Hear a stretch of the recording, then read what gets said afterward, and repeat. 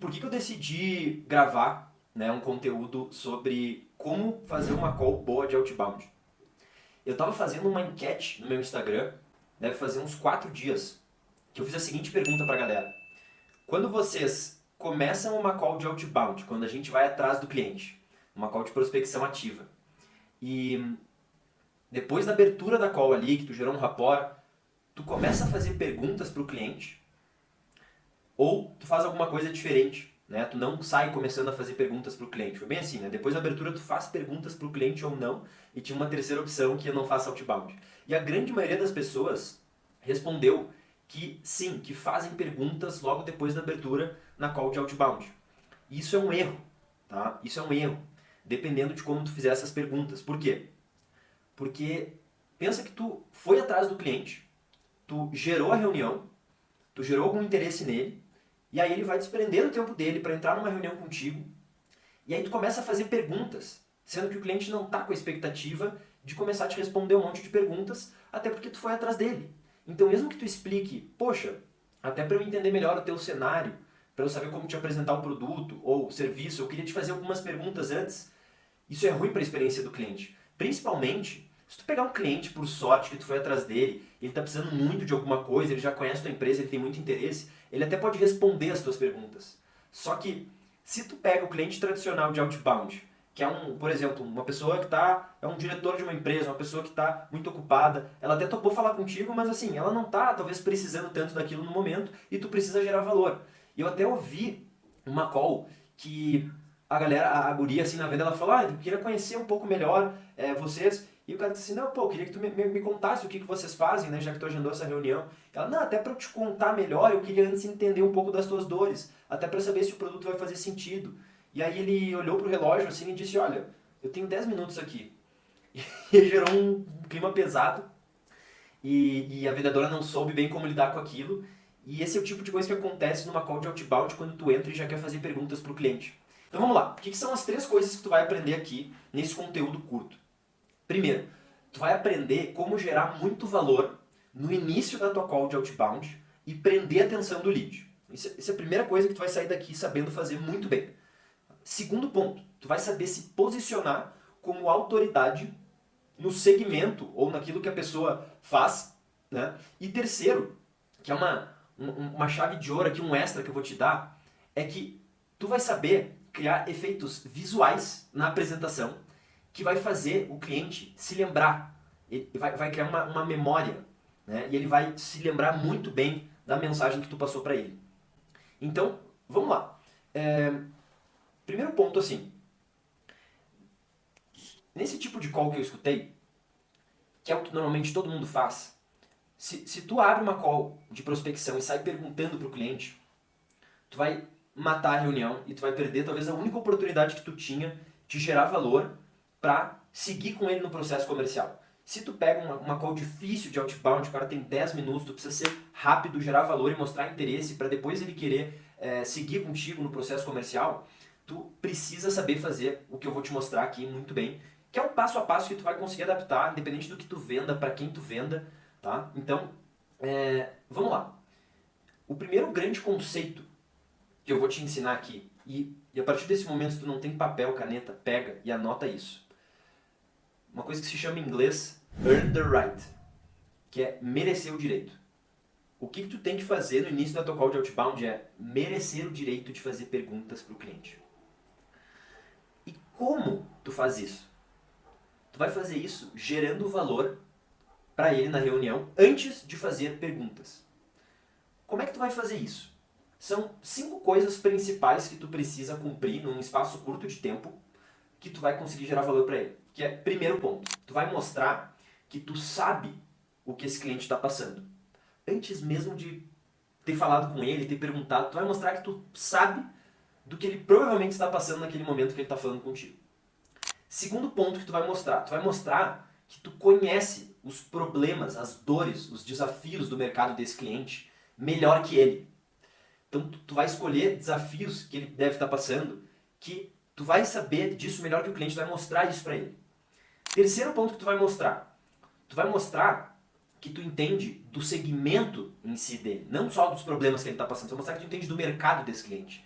tu é um especialista no mercado dele. Quarto ponto que tu vai mostrar é que tu entende, isso é muito para quem vende para a empresa, tu entende do desafio, do problema, do cargo da pessoa que tu está vendendo. Então, por exemplo, tu está vendendo para um diretor financeiro, tu vai mostrar que tu entende muito bem os desafios que não só a empresa dele passa ou o segmento dele passa, mas que a pessoa que tem o cargo de diretor financeiro ou de dono de uma empresa ou de um diretor comercial, ou de um analista de marketing, tu vai mostrar que tu sabe muito bem os desafios dessa pessoa com quem tu está conversando. E quinto, tu vai mostrar como tu te posiciona no mercado sem aprofundar no teu produto ou no teu serviço. Então eu vou te mostrar agora uma forma de tu abrir a reunião. São esses os 5 pontos que tu precisa ter em mente, ter anotado que esse pitch que eu vou te dar agora, ele tem que reforçar ao longo da reunião. Então, Edu, e a investigação e as perguntas? Eu não posso sair vendendo para o lead sem ter entendido algumas coisas, né, sobre a dor dele e tudo mais. Anota mais uma coisa, que é o seguinte. É óbvio que tu não pode vender sem fazer perguntas. Só que tu não vai vender sem fazer perguntas. Ao longo desse método de abertura de reunião, ao longo dessa conversa, tu vai fazer investigação. Não antes, não depois, é durante. Então, deixa eu te dar um exemplo muito básico, assim, muito claro, que todo mundo vai saber pegar, que é, por exemplo, tu vai vender para um personal trainer. Tá? Tu vai vender para no caso, tu é o personal trainer, e tu foi atrás, prospectou, tô dando uma vida algo bem corriqueiro, todo mundo sabe o que um personal trainer faz e para que servem as coisas que ele faz. E tu prospectou ali uma pessoa na academia, por exemplo, só para tu entender o pitch, né, o método. E aí tu marcou uma reunião, tu, pô, olha só, faço tal coisa e tal, tu toparia marcar um bate-papo pra gente. A pessoa lá na academia falou, não, vamos marcar sim e tal, beleza. Vamos dizer que tu começou ali a reunião, uma reunião por vídeo, por exemplo, ou uma reunião presencial, enfim. Como é que tu vai abrir? Depois ali tu gerou rapport, tu fez conexão. Beleza, e aí, Eduardo, o que tu tem para me mostrar aí? Tu vai fazer o seguinte. João, por exemplo, o cara que eu tô tentando vender. João, pô, primeiro, obrigado por ter topado o bate-papo.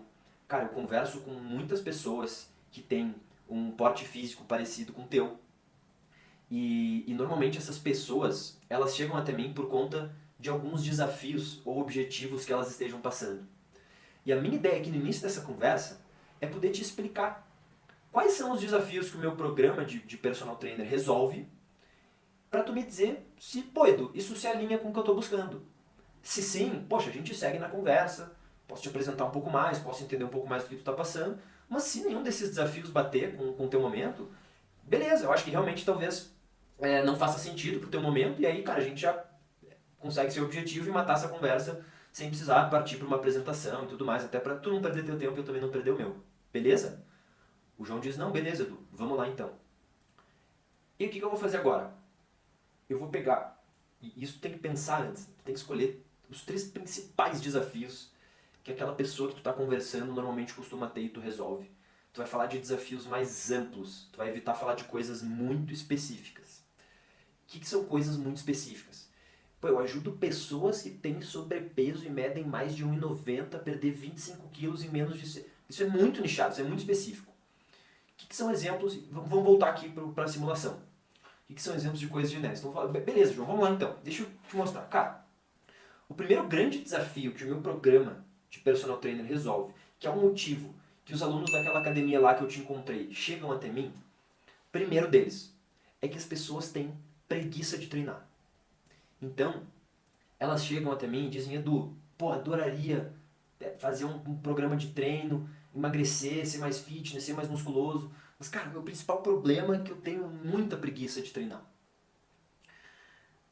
E aí isso acaba que, né, tu pode ter vários métodos validados, tu pode ter o melhor treino do mundo, mas se tu tem preguiça e tu não consegue resolver o problema da preguiça, não adianta querer passar o melhor treino do mundo que tu não... Então o primeiro ponto é, pô, eu ajudo pessoas que têm bloqueio mental de preguiça a pararem de ter preguiça e começarem a ter disciplina de uma forma muito mais natural. Qual que é o segundo desafio que eu resolvo, João? Isso aconteceu semana passada. Uma pessoa me procurou na academia, a gente foi fazer uma reunião, ela disse assim, pô, Edu, eu tô treinando há 2 anos, tô tentando ficar musculoso, só que parece que eu não saio do lugar. E eu nunca tive um treino validado com um método que eu conseguisse alcançar os resultados que eu tinha, mesmo tentando. Então parecia que eu tentava e não saía do lugar, porque eu não sabia se eu estava fazendo um treino correto. E a terceira dor que eu resolvo, João, é que, poxa, as pessoas sempre reclamam que elas podem até ter disciplina, podem até ter um treino legal, que resolva, né, que elas estejam evoluindo, só que é um treino extremamente chato, que não dá prazer de treinar. E talvez esse seja o pior ponto possível, porque, cara, tem muitas formas de fazer o treino ser legal, ser fera, assim, ser uma coisa que tu vai pra academia, poxa, tô curtindo o treino. E as pessoas têm muita dificuldade de encontrar um treino que funcione, como eu já te disse antes, mas que, porra, seja algo que encante elas de treinar. E aí, tu vai perguntar o seguinte, João, de tudo que eu te falei aqui, com o que tu mais se identifica? Pô, o João vai falar, cara, me identifico muito com achar um treino que vai me encantar. Ah, é? Por que tu tem essa dificuldade? Blá, blá, blá, blá, blá, blá, blá, blá. O João vai te falar, pô, realmente, eu tinha, o meu último aluno que eu fechei, a gente tá trabalhando há uns 2 meses já, ele tava com esse mesmo problema. Juro empatia. E aí tu volta pra mais uma pergunta. Mas há quanto tempo tu tá com esse problema de não encontrar um treino que tu goste? Porra, eu nunca encontrei na minha vida. Nunca, cara. O que tu já tentou fazer pra mudar isso? Puta, já fiz isso, mas não fez dois anos que eu desisti. Pô, e por que agora se tornou uma prioridade a ponto de tu ter topado ter essa conversa comigo? Então tu percebe o que eu tô fazendo? Eu gerei valor, eu mostrei que eu entendo muito do problema que ele deve estar passando, eu mostrei que eu entendo sobre treino mais do que ele, eu mostrei que eu entendo sobre, né? E ele se sentiu acolhido de caralho, véio, essas 3 coisas. Pode acontecer do Lid falar, tá, não me identifiquei com nenhum e tudo bem. Aí tu já desqualificou ele, tu sabe que tu não tem uma dor pra resolver, não adianta tu tentar apresentar pra ele que não vai fechar a venda. Só que normalmente se tu pega uma pessoa que tem o teu perfil de cliente, pô, o cara tá ali na academia, por exemplo, né, ele vai se identificar com alguma das dores. Comigo 90% das vezes a pessoa com uma dor ali ou com todas vai se identificar. E aí tu começa a fazer o diagnóstico depois que a pessoa se conectou com alguns pontos. Então, eu vou te dar um segundo exemplo. Esse é real, foi de uma call que eu tive. Eu vendo CRM de vendas e de marketing para a empresa que eu trabalho, HubSpot. E eu peguei uma head de marketing, pessoa que era diretora de marketing. Eu fiz uma call de outbound, ela era diretora de marketing de uma imobiliária. E aí ela abriu a call e disse, pô, bacana, Edu. E aí, mas pô, tu me ligou, tu disse que talvez teria alguma coisa aí pra gente conversar. O que vocês fazem? O que tu tem aí pra me dizer nessa reunião? Mesma coisa, eu alinhei como é que eu ia tocar a conversa e eu entrei nas dores. Olha as dores que eu falei pra esse lead. Acho que era Angélica o nome dela. Pô, Angélica, eu converso semanalmente com diretores de marketing ou diretoras de marketing de imobiliárias. E tem 3 dores muito comuns que essas pessoas procuram a minha empresa, que é o que a gente já trabalha com várias outras imobiliárias resolvendo as mesmas dores, que são as seguintes. Primeiro, tá?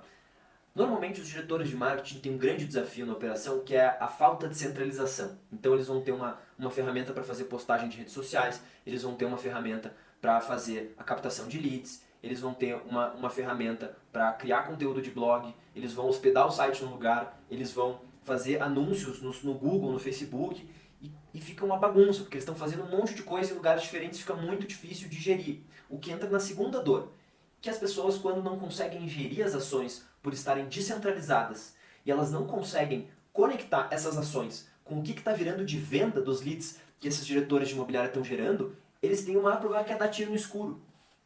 Eles fazem várias ações de marketing e não conseguem medir o que está dando venda, o que está gerando lead qualificado.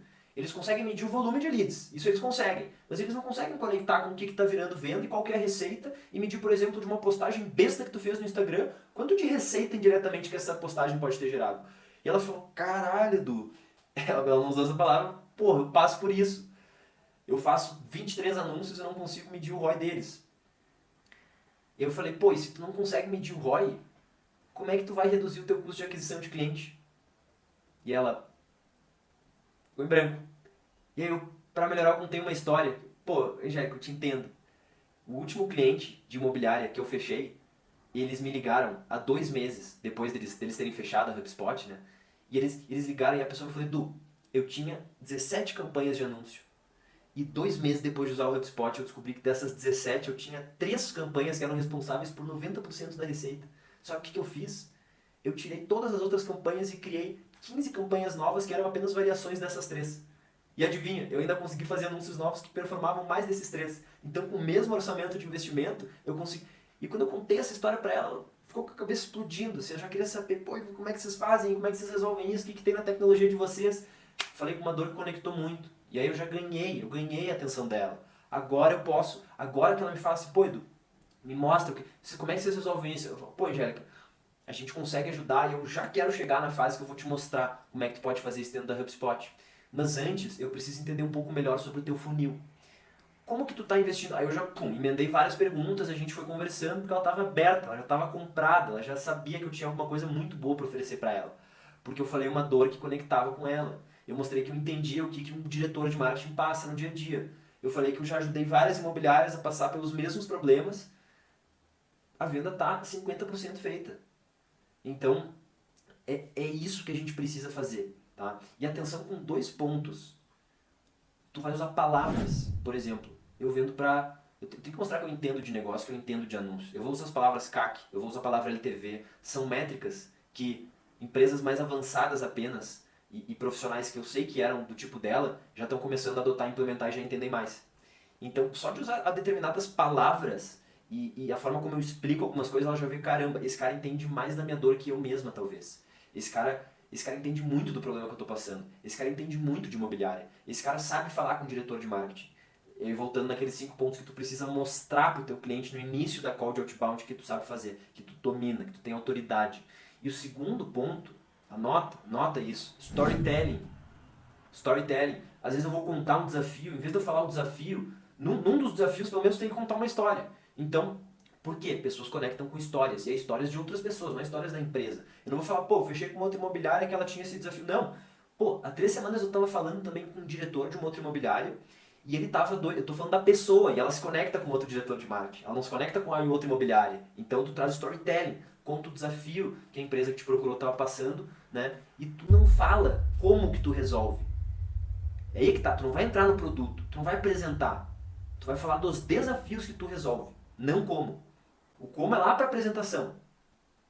E para fechar com chave de ouro, anota esse ponto agora, que é uma dica que eu vejo que tem muito pouca gente fazendo isso. Que é o grande lance do efeito visual, de como tu mostra isso.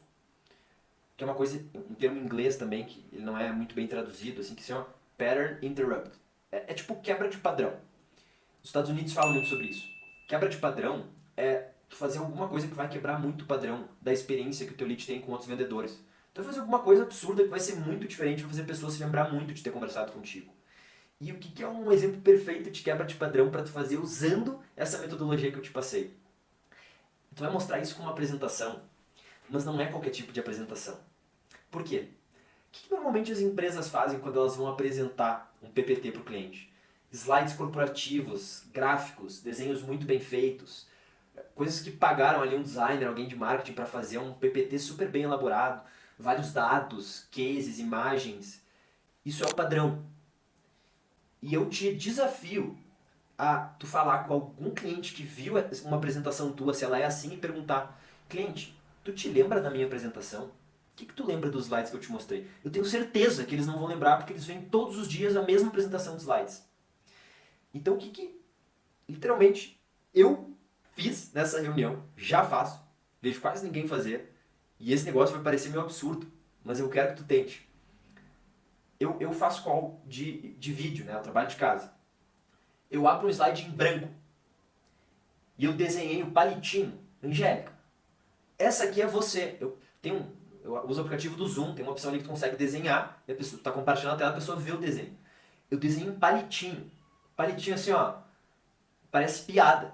Desenhei um palitinho, Angélica, ó. Os tracinhos, escrevi Angélica em cima. Essa aqui é tu. Vamos fingir que tu é uma diretora de marketing comum aqui, que eu converso com as imobiliárias que têm o mesmo porte, inclusive já falei da mesma cidade que tu. Qual que é o problema? Quando tu começa a desenhar um palitinho, a pessoa fica muito atenta. Ela vai, caralho, esse cara tá me desenhando um palitinho, é sério. E ela fixa na tua apresentação, porque ninguém vai fazer isso com ela. E aí, ó, qual que é a primeira dor que eu resolvo? Tu vai pegar uma flechinha, tu vai desenhar uma flechinha e tu vai falar a primeira dor, tu vai escrever com uma letra bem horrorosa, porque tu tá escrevendo. É pra ser assim. a pessoa, ela, hoje em dia, principalmente se tu faz isso em... Até se tu faz em reunião presencial, mas principalmente em reunião por vídeo, pô, a pessoa tá respondendo o WhatsApp, às vezes tá distraída, eu te garanto. Vai fazer isso, a pessoa vai fixar de uma forma na tua apresentação, e aí tu vai fazendo um desenho bem idiota, poucas palavras, tu só vai desenhar um palitinho e escrever as dores da pessoa. Quando tu for falar cada dor, tu escreve a primeira dor, tu explica a dor, tu fala a consequência dessa dor que tu resolve, aí tu vai pra outra. Começa, testa a fazer isso aí. Testa a fazer. Ah, Edu, não sei como desenhar, beleza, então cria já uma apresentação pronta, que tu foi lá no Paint, desenhou. Só faz uma animação para, em vez de aparecer as 3 dores, aparece primeiro uma, depois outra, quando tu for dando Enter. Eu te garanto que a pessoa vai prestar atenção de uma maneira muito inesquecível na tua apresentação.